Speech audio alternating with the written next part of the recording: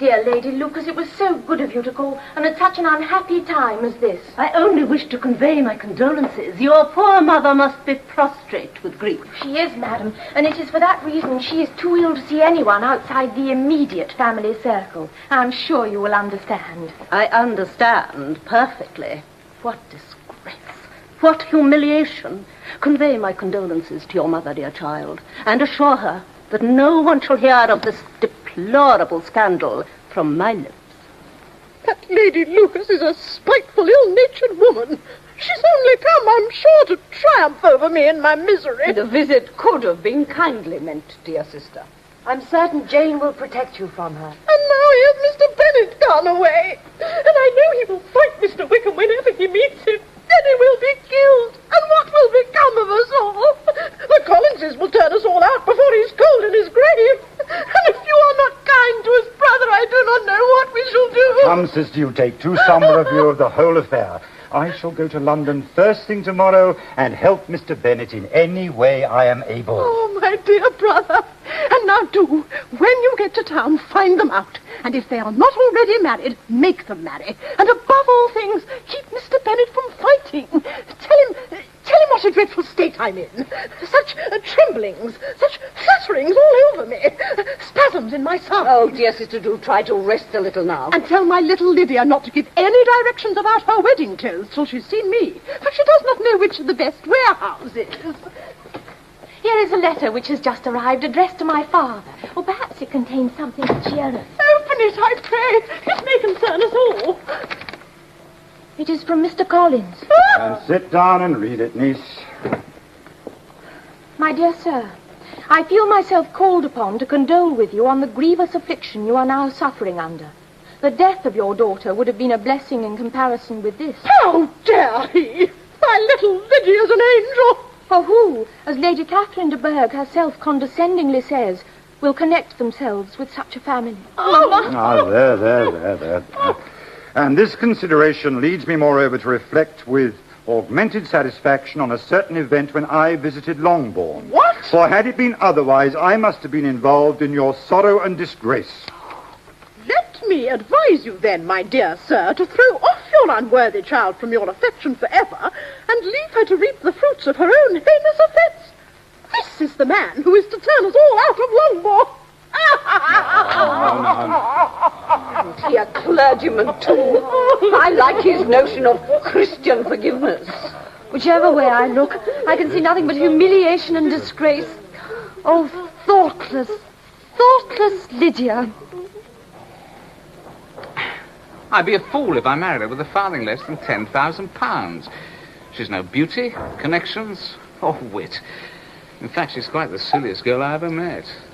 I much preferred your sister. £10,000 it shall be. And the discharge of my debts of honor and other debts. I've prepared a list for your perusal. So be it. My lawyer will draw up a settlement in the proper terms in due course. I have, however, one further condition to my side of the contract. That no word of my part in this affair be made public. Credit, where credit is due, shall go to the lady's uncle, Mr. Gardner. I shall not quarrel with that condition. To acknowledge publicly any debt to you would be for me something extremely painful. As it has been in the past. May I come in now? Oh, what's this, Mr. Darcy? Miss Bennet? If you are a good girl, Lydia, and do what you are told, we shall be married on Saturday. Go and fetch your things. Married? Are you teasing? Is it true? It is true. Married on Saturday? Oh, Mr. Darcy, you are an angel. Miss Bennet, I would prefer that you kept your endearments for your future husband. Now, collect your things. You are coming with me. Where are we going? To Grace Church Street. Your uncle and aunt are expecting you. My uncle and aunt? Oh, how dull it will be. I had much rather stay with you. My dear, they are here. Oh, Lydia. Kitty, control yourself.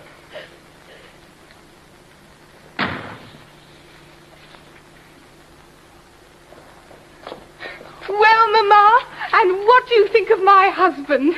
Is not he a charming man? Oh!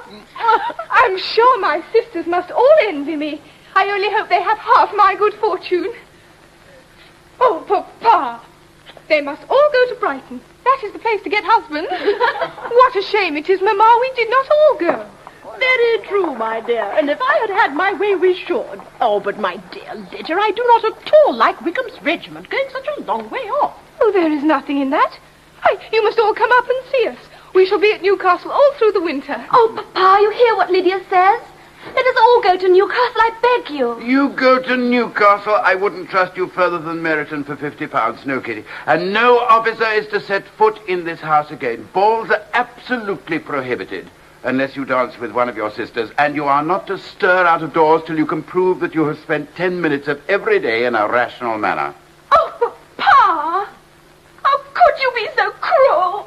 Well, do not make yourself unhappy. If you're a good girl every day for the next 10 years, I will take you to a military review at the end of it. Your father is as witty as ever, Miss Elizabeth, and you are as beautiful.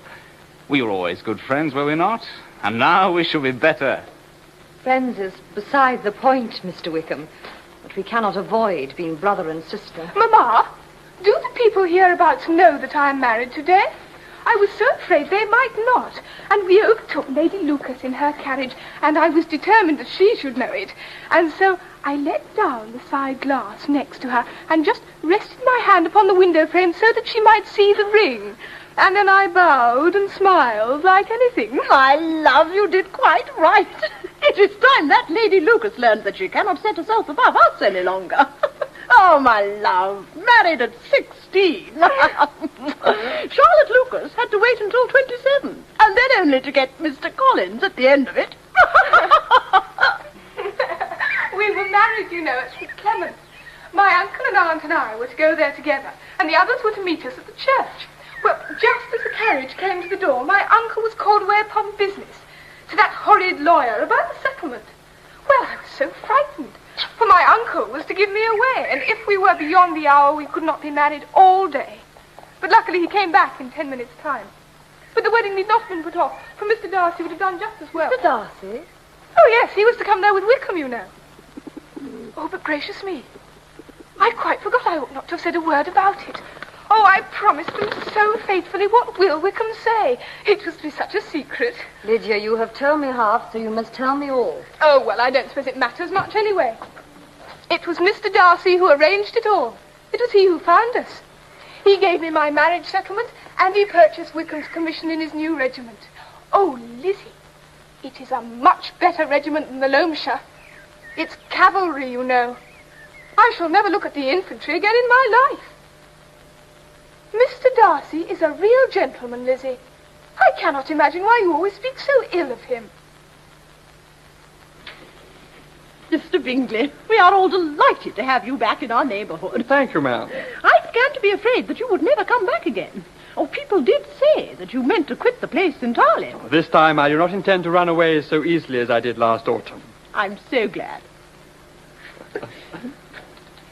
Darcy, I'm surprised to see you back in Hertfordshire. I seem to remember you expressing your dislike of the countryside. Madam, I did.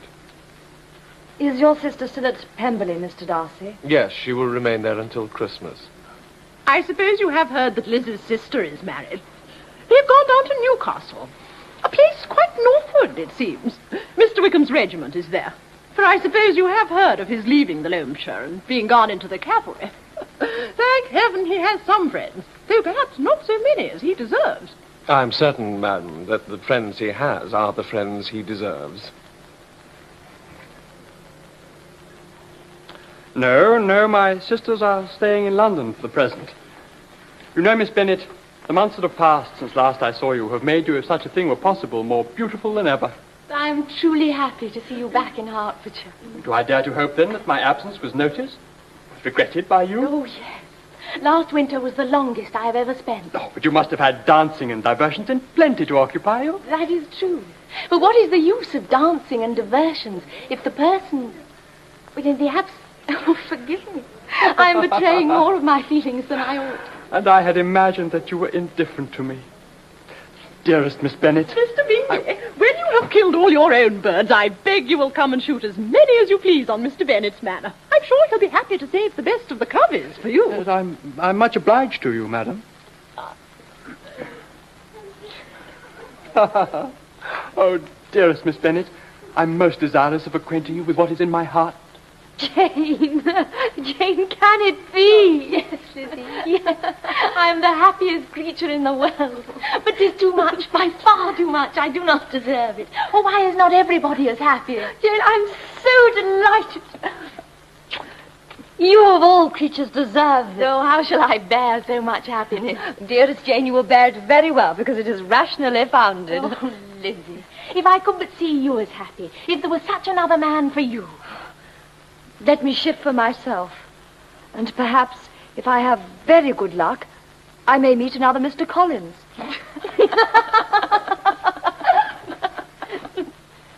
Michaelmas Eve happening on the next day, were you invited to burn nuts and play tricks at neighbour Flamborough? Lady Catherine de Bourgh.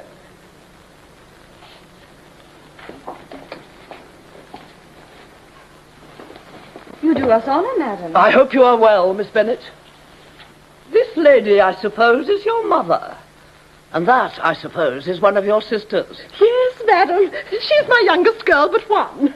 My youngest of all is lately married, and my eldest is somewhere about the grounds, walking with a young man who is soon to become a part of the family. You have a very small park here.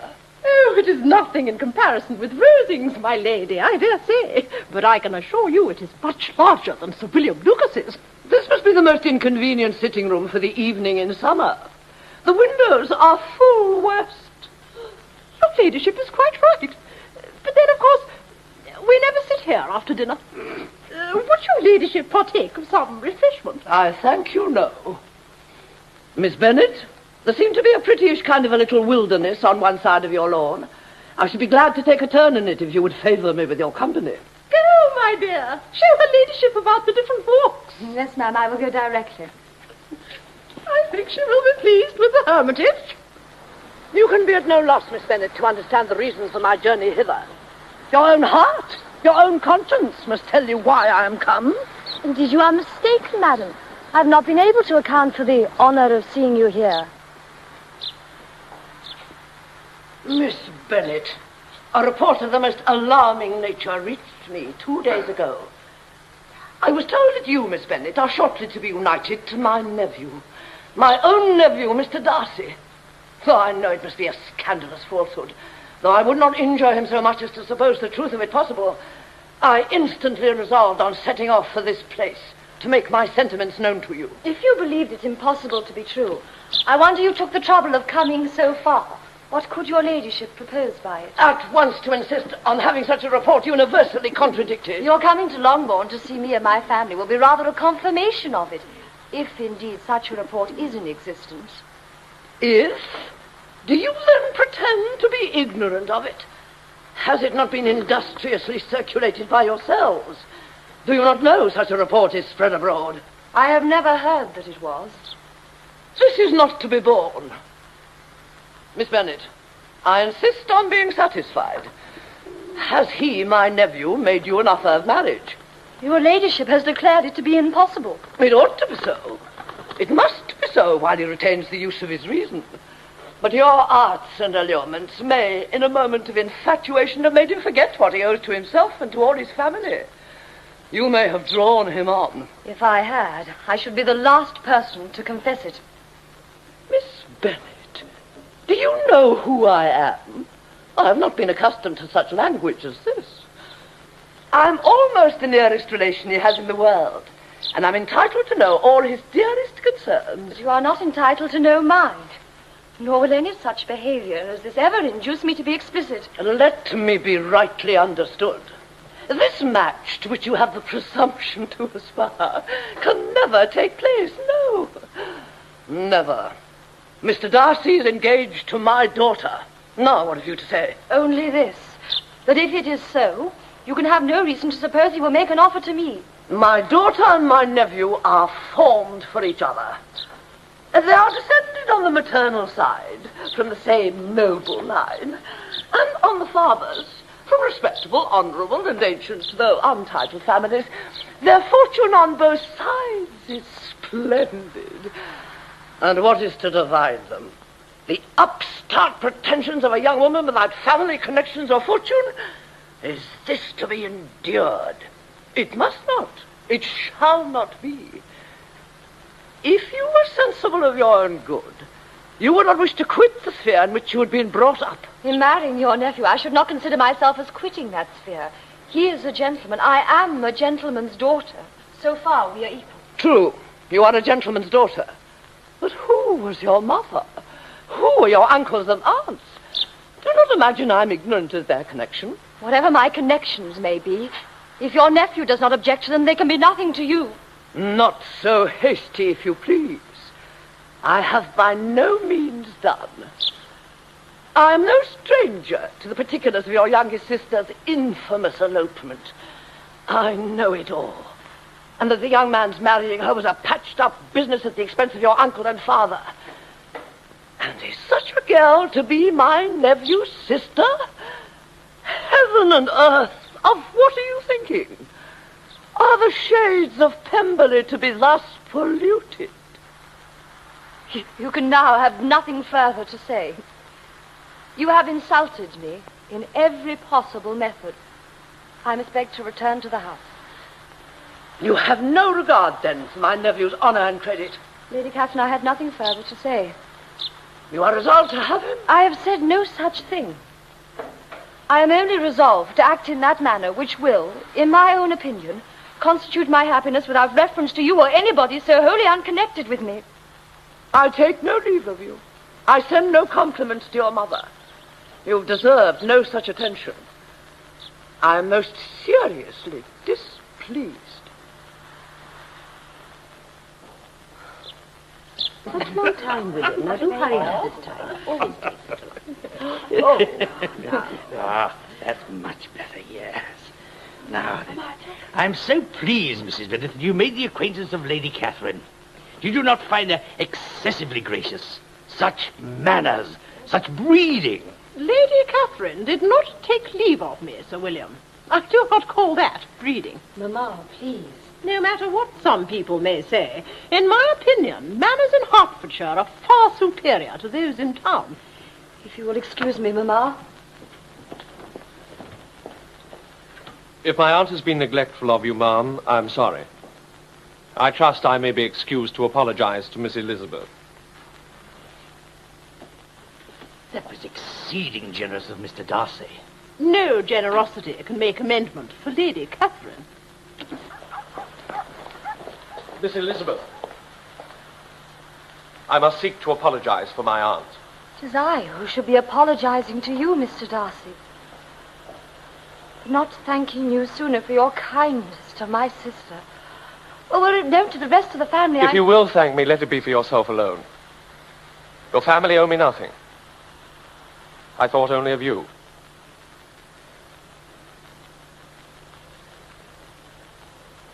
You are too generous to trifle with me.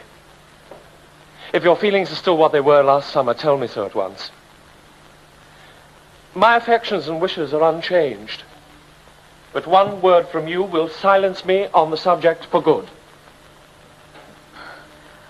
Either it is my sentiments that have undergone a material change since that unhappy occasion, or it is I who have become a different person. I know not which it is. And I do not care which it is, so long as the change is permanent. Do you promise me that it is so? I do. I do. And will you allow me to renew the offers which I made to you at that time? Why, yes. Then you have made me the happiest man on earth. My dearest, loveliest Elizabeth.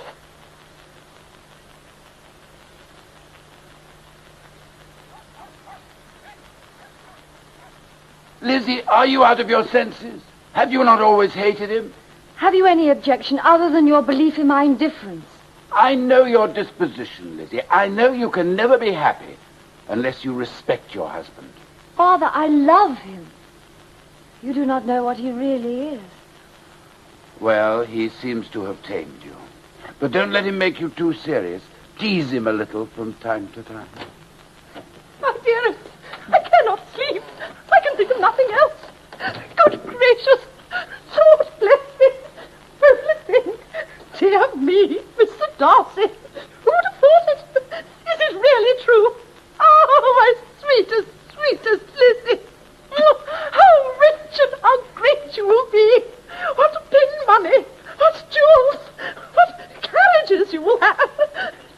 nothing to it. Nothing at all. A house in town. All that is charming. 3 daughters married. 10,000 a year. Oh, Lord, what will become of me? I shall go distracted. Mamma, pray contain yourself. I admire all my 3 sons-in-law highly. Wickham, perhaps, is my favourite, but I think I shall come to like your husband quite as well as James.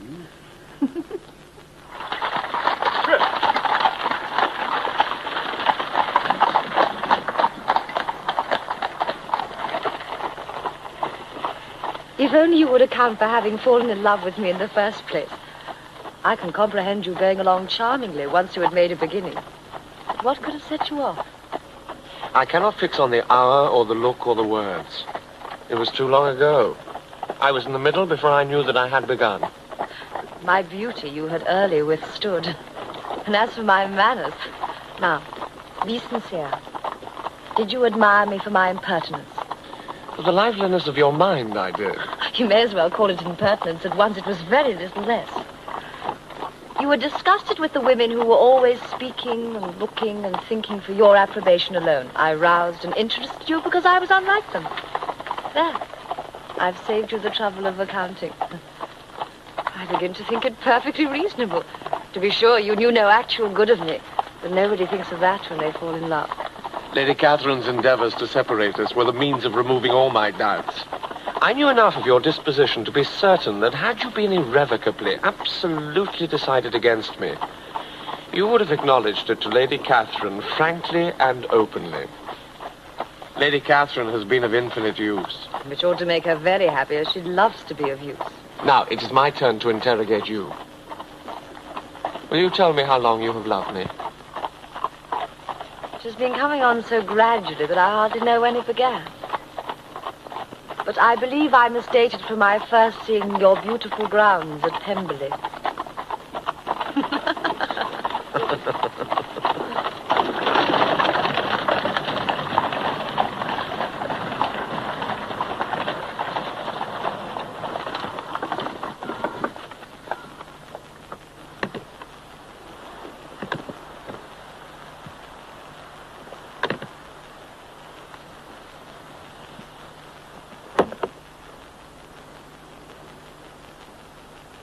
We are arrived. Welcome home, Mrs. Darcy.